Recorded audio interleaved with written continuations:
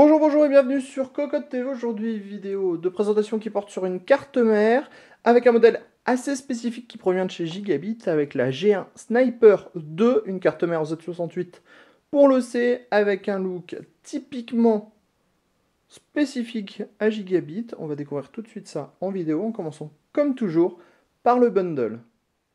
Carte atypique et clairement haut de gamme, on est quand même largement au-dessus des 300 € pour une carte mère en Z68.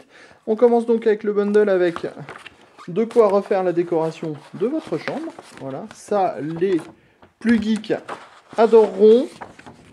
Voilà, j'ai bien visé sur le C de mon processeur.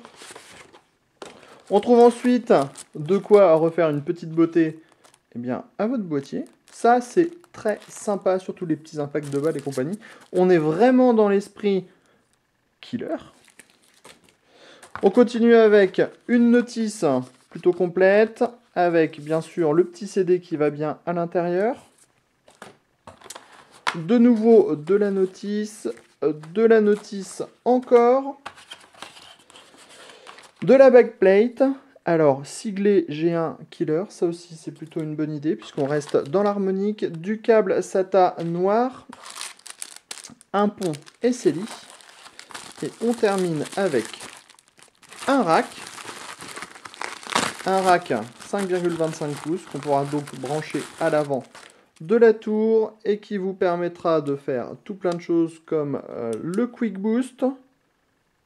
Ici, disposer d'un port USB SATA et ici d'avoir deux ports USB 3.0 en façade, le tout avec des petits connecteurs.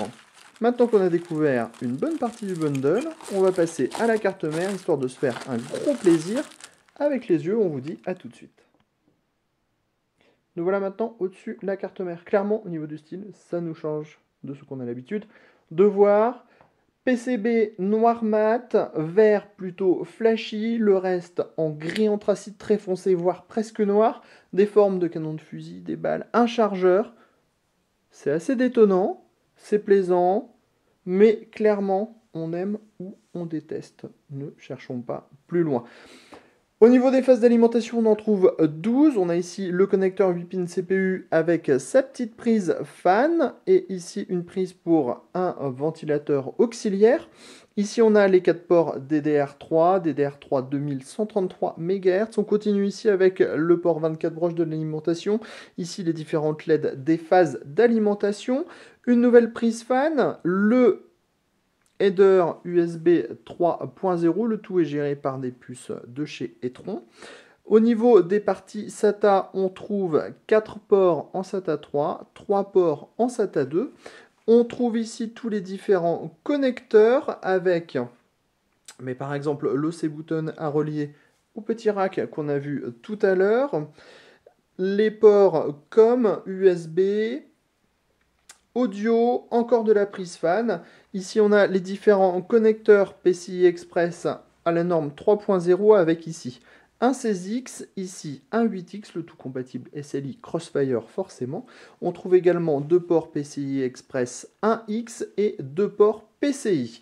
Chose importante à ce niveau-là, on a la puce LAN qui est donc une Killer E2100, donc une carte réseau qui est vraiment optimisée pour le jeu. Et on a ici une puce créative XFi. Cela se remarque par donc, la puce siglée et créative, mais aussi les différents condensateurs qui sont d'une qualité bien plus supérieure et qui permettent d'avoir une meilleure qualité audio. On passe tout de suite à l'arrière pour découvrir la connectique qu'on y trouve avec 2, 4, 6 ports USB 2.0. Un connecteur plus classique en USB 2.0. Ici, le OC button, un port PS2, une sortie HDMI, un eSATA, deux ports USB 3.0, la partie audio avec le son 7 points et la sortie optique, et enfin l'Ethernet 1000. On va terminer, comme souvent, comme toujours, avec un tour complet de la carte mère, histoire de découvrir d'un peu plus près ces différents dissipateurs, à savoir qu'ici, on a le droit à des diodes vertes. On voit que c'est vraiment très spécifique, hein. Ça donne un look très particulier à la carte. Clairement, voilà, comme on le disait en introduction, on aime ou on déteste. Ma partie préférée est sans doute le chargeur, avec ses différentes balles.